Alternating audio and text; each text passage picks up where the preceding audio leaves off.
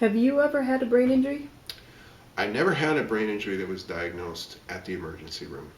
But after I started learning about brain injury, and back around the same time after I had been to that seminar in 93, 94, I realized that I had what was a fairly significant mild brain injury when I was 21.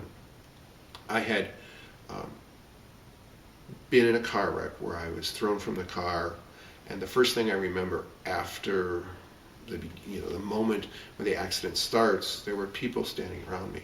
So I either had been knocked unconscious long enough for a crowd of people to come around me, or I at least had been had amnesia or been amnestic for that period. And the way in which my memory starts again, it seems to me that I'm actually waking up. So I was probably unconscious for 2 or 3 minutes. What treatment did you get? Well, like most people at that time, if you're not in a coma, the ambulance came, they strapped me to the board, they hauled me off to the emergency room, and they did x-rays on my neck, because that was my chief complaint, that my neck was sore. And 20, 30 minutes, an hour later, my neck was very stiff. And so they had done the x-rays and, treated my abrasions. I did have scratches pretty much all over my body. And then x-rays came back normal, and they gave me a strained neck, or neck injury, mild, what we call now a mild tissue injury diagnosis, and discharged me. So what problems did you have the day after the accident?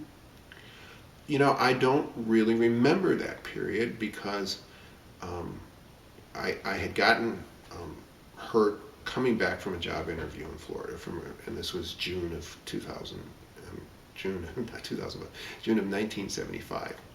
And I had was going back to school, but I had like a week off, I think, before school started again.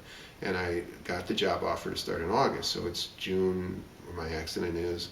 I've got maybe a week at home. I go back, and my dad actually picks me up from the emergency room in West Lafayette, Indiana, and my car is wrecked, so we didn't have to worry about getting my car home.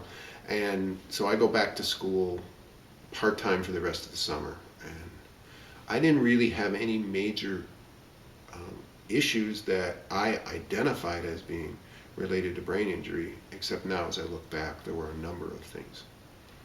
Did you have problems with your mood or behavior? Or? Well, the first thing that jumps out at me when I look back is that I had been in a long-term relationship with my girlfriend at the time.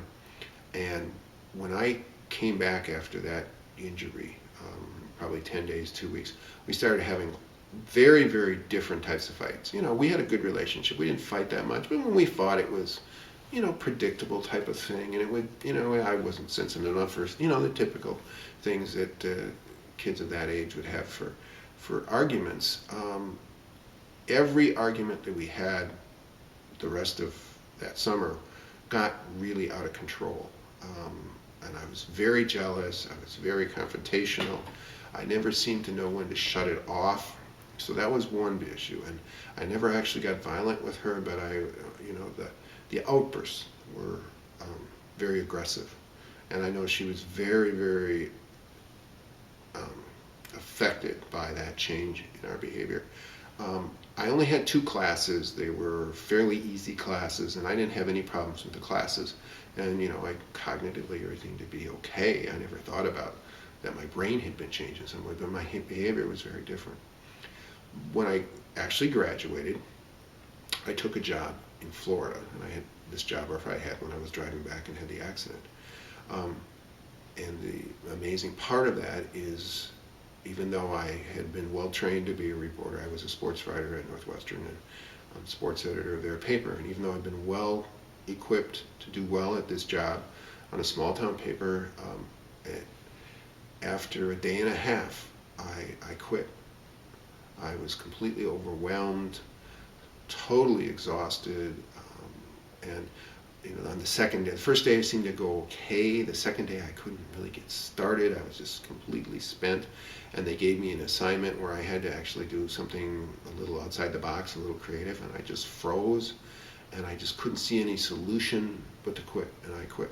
So I had, gotten a degree in journalism, had actually been a high school reporter, and you can picture the classic high school newspaper person. I was that person, and I was very much that person all the way through college, and had worked on internships and got out in the real world in a day and a half, and I'd given up my career.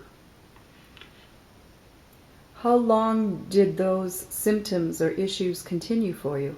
Well, when I got back, after I quit the job, I went back to Chicago, to Northwestern, where my girlfriend was.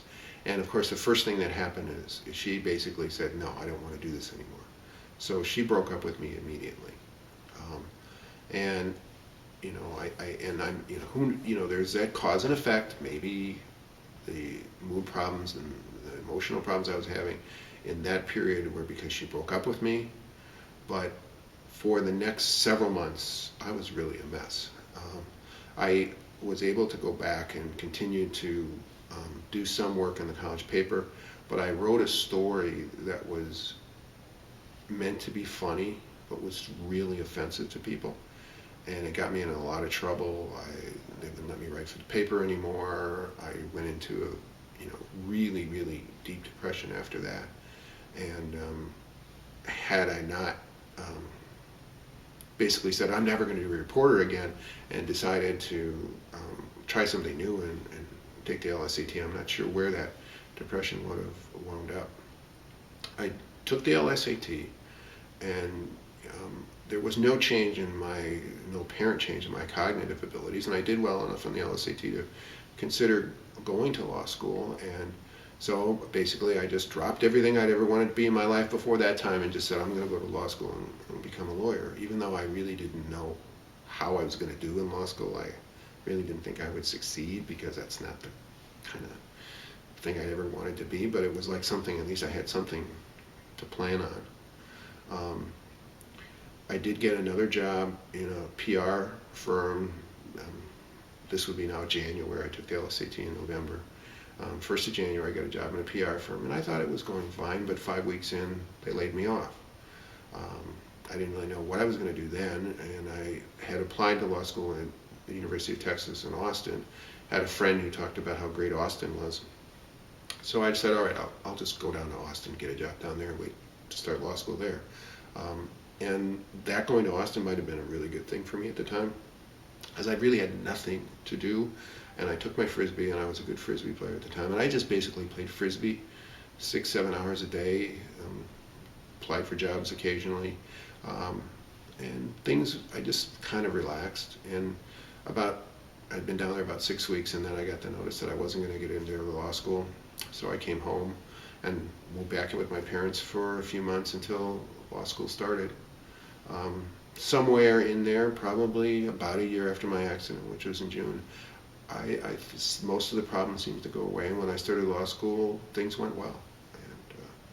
And I didn't seem to have any lingering problems, and I didn't have anything that I would look back and say were relationship issues or personal issues that I could attribute to that.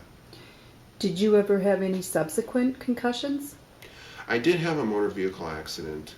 It was a pretty serious wreck, but fortunately I wasn't that badly hurt. But I had this sprained neck, and I have maybe 3 to 5 seconds of memory gap. And I did hit the top of my head in the wreck. We ran into another car at 50 miles an hour, so it was a pretty bad wreck. I didn't get a diagnosis of a concussion at that time. But I did notice that for a few months, there were certain things that I had more difficulty with.